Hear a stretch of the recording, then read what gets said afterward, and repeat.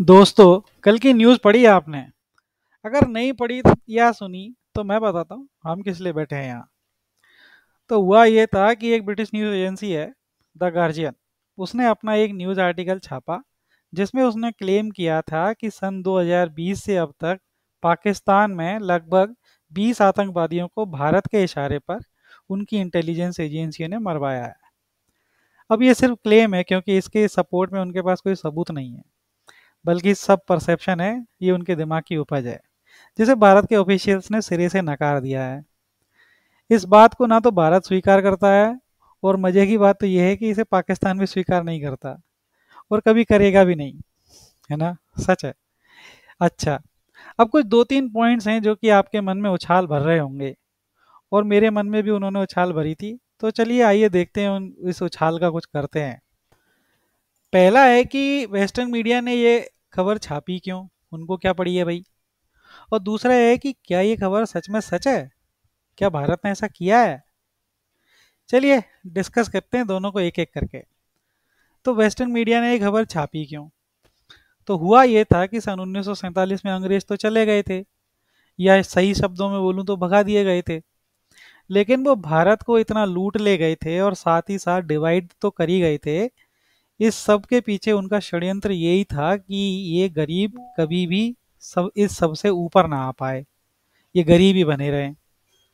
अब चूंकि यही ब्रिटिशर्स जिन्हें हम अंग्रेज बोलते आए हैं, तो इस कैटेगरी में ब्रिटेन, अमेरिका, कनाडा और मेजोरिटी वेस्टर्न कंट्रीज आते हैं, जो कि सदियों से एशिया और अफ्रीका कॉन्टिनेंट्स की कंट्रीज को गरीब और गुलाम जैसा देखते आए हैं। और इनको यही पसंद आता है कि ये गरीब और गुलाम ही रहें। अब अगर उनमें से कोई गरीब अपनी मेहनत के बल पर अमीर होने लग जाए, और अमीर भी इतना अमीर कि उनको ही पीछे छोड़ दे, तो क्या ये उनको पसंद आने वाला है? कभी नहीं। वो ये बात कभी एक्सेप्ट कर ही नहीं पाएंगे। अब भारत ना तो सिर्फ अमीर है बल्कि ताकतवर भी है, जो कि इन सो कॉल्ड अमीरों मतलब वेस्टर्न कंट्रीज को हजम नहीं हो रहा है।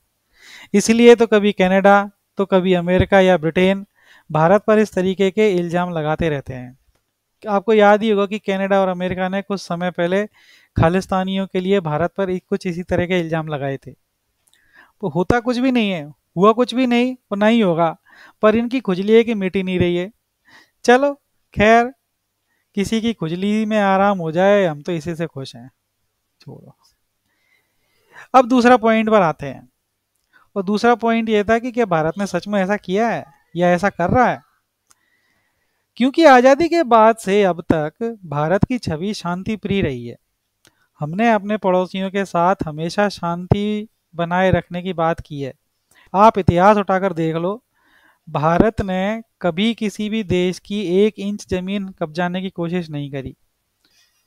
बल्कि हमारा एक बड़ा देश होते हुए भी हमारा शांति प्रिय होना इन छोटे छोटे देशों को कभी रास नहीं आया। यही अगर हम चाइना की तरह अग्रेसिव होते और इन सब देशों की जमीन हड़पने की कोशिश करते रहते, तो सोचो क्या ये भारत के लिए ज़्यादा मुश्किल काम था। लेकिन भारत ने ऐसा कभी सोचा ही नहीं।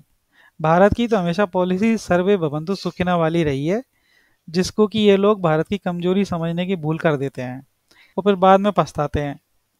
उदाहरण मालदीव देख लो आप। देख रहे हो ना मालदीव के बारे में क्या चल रहा है। अच्छा, तो अब बात करते हैं कि आज के इंटरव्यू में क्या हुआ। अब आज के इंटरव्यू में क्या हुआ कि भैया इंटरव्यूअर ने हमारे डिफेंस मिनिस्टर श्री राजनाथ सिंह जी से पूछ लिया कि ये जो सब खबर छापी है क्या ये सच है।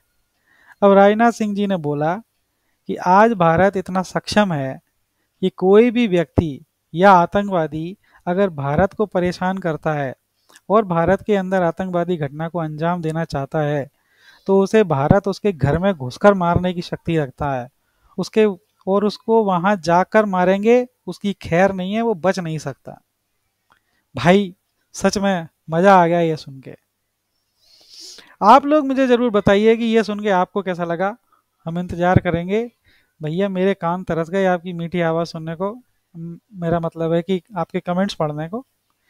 ठीक है दोस्तों, फिर मिलूंगा आपसे एक नए वीडियो के साथ। तब तक खुश रहिए, गर्मी से बचकर रहिए, गर्मी बहुत पड़ रही है। पानी वानी पीते रहिए, ठंडा ठंडा लेते रहिए। जय हिंद, जय भारत।